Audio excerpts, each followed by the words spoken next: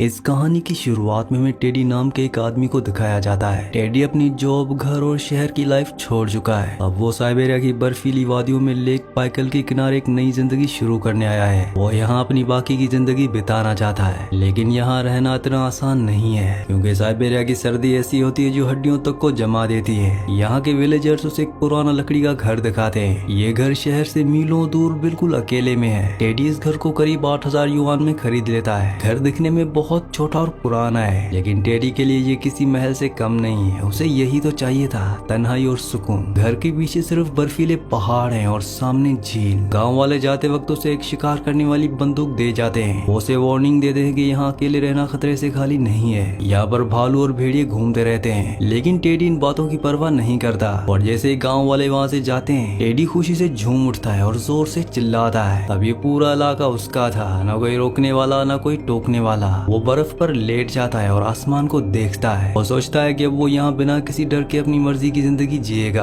अब इसके बाद रात हो जाती है और टेडी अपने लकड़ी के घर में वापस आता है। घर अंदर से थोड़ा टूटा फूटा होता है। ठंडी हवा दरारों से अंदर आ रही होती है। वो बहुत थका हुआ होता है, इसलिए बिस्तर पर लेटते ही वो सो जाता है। लेकिन जब उसकी आंख खुलती है तो आधी रात हो चुकी होती है। बाहर का टेम्परेचर -40 डिग्री से भी नीचे जा चुका है। कमरे के अंदर भी खून जमा देने वाली ठंड है। यहाँ पर टेडी को भूख लगती है, क्योंकि रात को उसने खाना नहीं खाया था। वो अपना खाने का डिब्बा उठाता है, लेकिन ठंड की वजह से खाना पत्थर की तरह जम चुका होता है। वो काफी कोशिश करता है, लेकिन डब्बा खुलता ही नहीं। उसे बहुत भूख लगी होती है और ठंड उसे अंदर तक तोड़ रही होती है। इसके बाद मजबूरी में वो टमाटो सॉस के 2 पैकेट निकालता है और उन्हें खाकर अपने पेट भरने की कोशिश करता है। खाने के बाद उसे प्यास लगती है, लेकिन जब वो पानी का बर्तन खोलता है तो वो भी खाली और सूखा पड़ा होता है। अब उसके पास पानी पीने का कोई भी जरिया नहीं है। वो बाहर जाता है और बर्फ का एक टुकड़ा तोड़कर लाता है। वो उस बर्फ के टुकड़े को बर्तन में डालता है और स्टोव पर पिघालने के लिए रख देता है। जिसके बाद वो ठंडा पानी पीकर वापस स्लीपिंग बैग में चला जाता है। लेकिन टेडी ने कभी ऐसी ठंड का सामना नहीं किया था। वो एक शहर का रहने वाला आदमी होता है, कोई सर्वाइवल एक्सपर्ट नहीं, इसलिए यहाँ पर उसे बहुत प्रॉब्लम हो रही होती है। आधी रात को उसे लगता है कि वो मर जाएगा। उसकी बॉडी अकड़ रही होती है। तभी उसे याद आता है कि स्टोव की आग बुझ गई है। वो कांपते हुए हाथों से लकड़ियां उठाता है और स्टोव में डालता है। धीरे धीरे कमरे में थोड़ी गर्माहट वापस आती है। अगली सुबह जब टेडी उठता है तो नजारा बदल चुका होता है। वो झील के किनारे जाकर खड़ा हो जाता है। पिछले 30 सालों में पहली बार उसे इतना गहरा सुकून महसूस हुआ होता है। ऐसी शांति जो शहर में करोड़ों खर्च करके भी नहीं मिलती। टेडी अब अपने घर को ठीक करने में लग जाता है। वो टूटी हुई खिड़कियों को रिपेयर करता है और फालतू पर्दे हटा देता है। जो किताबें वो अपने साथ लाया था उन्हें शेल्फ पर सजाता है और देखते ही देखते वो पुराना घर रहने लायक बन जाता है। रात को बाहर हल्की बर्फ गिर रही होती है। टेडी अपने बनाए हुए घर में बैठकर बारबेक्यू बनाता है और साथ ही वाइन भी पीता है। उसे लगता है कि यही जिंदगी है। वो अपनी बंदूक उठाता है और जंगल में घूमने निकल पड़ता है। यहाँ आकर उसे एहसास होता है कि जिंदगी अब घड़ी की सुई पर नहीं चलती, बल्कि कुदरत के हिसाब से चलती है। उस रात जब वो सोया होता है तो बाहर से अचानक जोर जोर से आवाजें आने लगती है, जैसे कोई धमाका हुआ हो। ये सुनकर टेडी डर जाता है और बाहर निकलकर देखता है। तब उसे पता चलता है कि झील की बर्फ ठंड से फट रही है, पर उसके लिए ये कुदरत का म्यूजिक होता है। वो जमीन पर लेटकर उन आवाजों को सुनने लगता है, जो डरावना भी है और सुकून देने वाला भी। अगली सुबह टेडी बर्फ में एक गड्ढा खोदता है ताकि वो गर्म पानी से नहा सके, लेकिन उसका ये एडवेंचर यहीं नहीं रुकता। वो जोश में आकर कपड़े उतार देता है और उस बर्फीले पानी में कूद जाता है। तब ठंड की वजह से उसका जिस्म सुन पड़ने लगता है। वो जल्दी से बाहर निकलता है और भागकर घर की तरफ जाने लगता है, लेकिन तभी उसकी नजर सामने पड़ती है।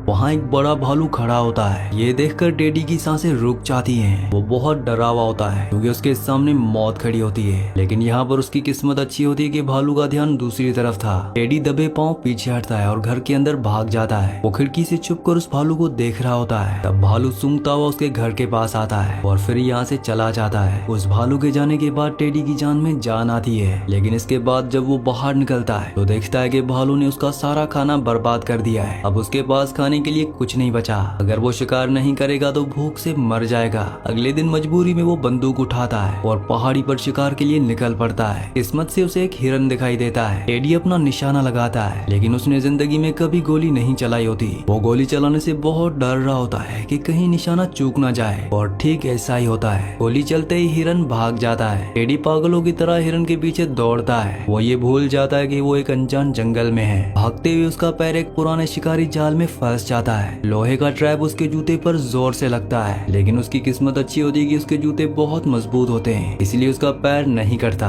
लेकिन उसे थोड़ी बहुत चोट लगी होती है, पर टेडी के हाथ से हिरन निकल चुका होता है। अगली सुबह टेडी फैसला करता है कि वो झील की दूसरी तरफ बस एक छोटे से गाँव में जाएगा ताकि कुछ राशन खरीद सके। वो पैदल चलकर गाँव पहुँचता है। वहाँ के लोग उसे बताते हैं कि जिस ट्रैप में वो फंसा था वो शायद किसी कातिल का था। उसे गाँव वाले लोग कहते हैं कि 10 साल पहले से यहाँ एक खूनी छुपा हुआ है, शायद ये उसी का पुराना जाल हो। टेडी इस बात को ज्यादा सीरियस नहीं लेता। गाँव वाले उसे वापस जाने से रोकते हैं। वो कहते हैं कि मौसम खराब होने वाला है और भारी तूफान आने वाला है, लेकिन टेडी को अपने घर की फिक्र होती है। वो गाँव वालों की वार्निंग्स को इग्नोर करके वापस निकल पड़ता है और रास्ते में वही होता है जैसा कि गाँव वालों ने उसे कहा था। अचानक मौसम बदलता है और तेज बर्फीला तूफान शुरू हो जाता है। हवा इतनी तेज होती है कि उसकी आंखें खुलना भी मुश्किल होती है। हर तरफ सफेद धुंध होती है। टेडी अपना रास्ता भटक जाता है। वो अपने घर को ढूंढने की कोशिश करता है, लेकिन कुछ दिखाई नहीं देता। ठंड उसके जिस्म को जमाने लगती है। वो जोर जोर से चिल्लाता है, मदद मांगता है, लेकिन वहाँ उसकी आवाज सुनने वाला कोई नहीं होता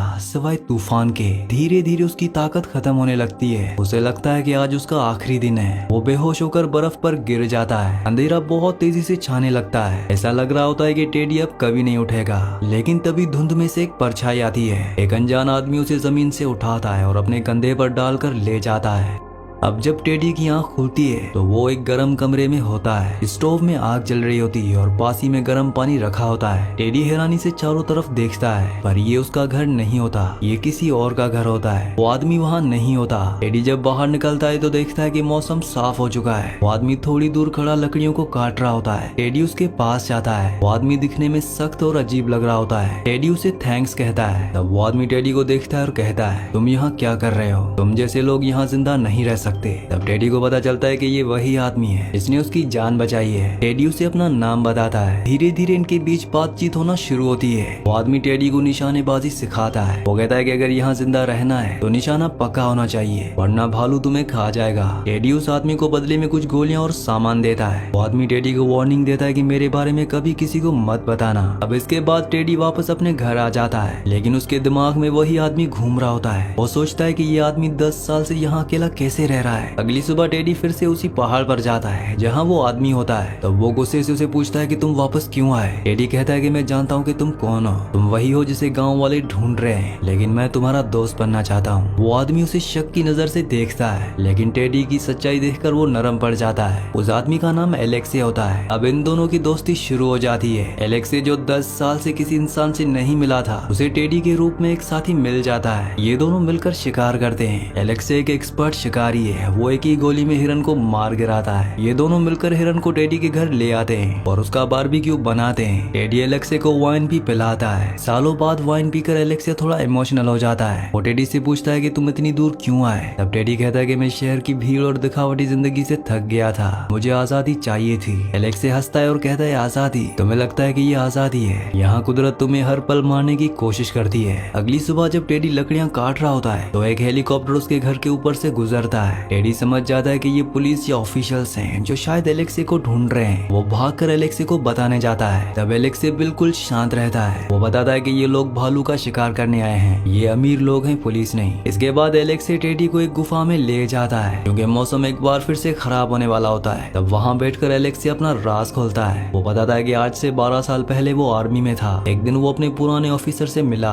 वो ऑफिसर अपनी अमीरी और कामयाबी का दिखावा कर रहा था, जबकि एलेक्सी की जिंदगी बर्बाद हो चुकी थी। वो कर्ज में डूब चुका था। गुस्से और जलन में आकर एलेक्सी ने उस ऑफिसर को मार दिया। उस दिन के बाद से वो इन जंगलों में छुपा हुआ है। वो कहता है कि मैं अपनी आजादी के लिए नहीं भागा हूँ, बल्कि मैं अपनी सजा से भागा हूँ। यहाँ पर मेरी जिंदगी एक पिंजरा बन चुकी है। तब टेडी को एहसास होता है कि इन दोनों में कितना फर्क है। एक अपनी मर्जी से आया है और दूसरा मजबूरी में यहाँ कैद है। अब धीरे धीरे वक्त गुजरता है और दोनों की दोस्ती और भी ज्यादा गहरी हो जाती है। ये साथ में मछली पकड़ते हैं, बातें करते हैं और एक साथ वक्त बिताते हैं। एक दिन टेडी का बर्थडे होता है। खुशी में वो एक लाल रंग की फ्लेयर जला देता है। रात के अंधेरे में वो लाल रोशनी दूर तक दिखाई देती है, जिसे एलेक्से घबरा जाता है क्योंकि उसे पता है कि गांव वाले इस रोशनी को देख लेंगे। वो फौरन छुप जाता है और थोड़ी देर बाद गांव वाले वहां आ जाते हैं। वो टेडी से पूछते हैं कि क्या कोई मुसीबत है। तब टेडी बात को संभाल लेता है और कहता है कि सब कुछ ठीक है। इसके बाद गांव वाले वहां से चले जाते हैं, लेकिन एलेक्से को अब भी डर लग रहा होता है। वो टेडी से कहता है कि तुम्हारी ये नादानी मुझे मरवा सकती थी। मैं 12 साल से छुपा हुआ हूँ, मैं पकड़ा जाना नहीं चाहता।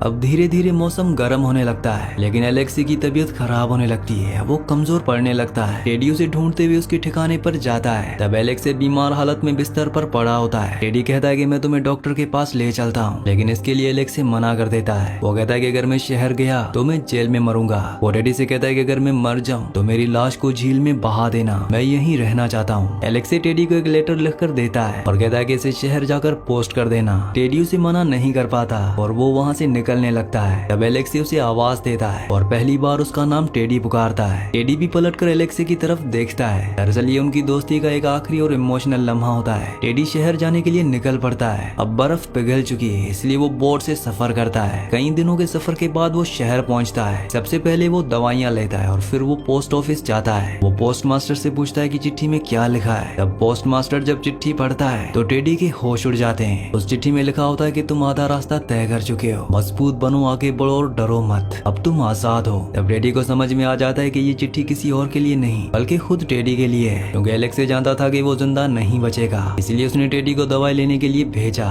ताकि टेडी उसे मरता हुआ ना देखे। टेडी घबराकर वापस भागता है। वो रात भर सफर करता है और जब वो वापस एलेक्सी के ठिकाने पर पहुंचता है तब तक बहुत देर हो चुकी होती है। एलेक्सी हमेशा के लिए सो चुका होता है। वो आदमी जिसने 12 साल अकेले गुजारे और आखिर में वो अपने दोस्त को आजाद करके चला गया। इस बात से टेडी को बहुत दुख होता है। वो बहुत इमोशनल हो जाता है। जिसके बाद टेडी एलेक्सी की लाश को उठाता है, वो बोट में रखता है, वो झील के बीच में जाता है और वहाँ वो एलेक्सी की बॉडी को झील के ठंडे पानी में बहा देता है। और यहाँ पर टेडी ने एलेक्सी की आखिरी ख्वाहिश पूरी कर दी होती है। अब टेडी अकेला रह जाता है, लेकिन अब वो पहले जैसा कमजोर नहीं होता। एलेक्सी ने उसे जीना सिखा दिया होता है।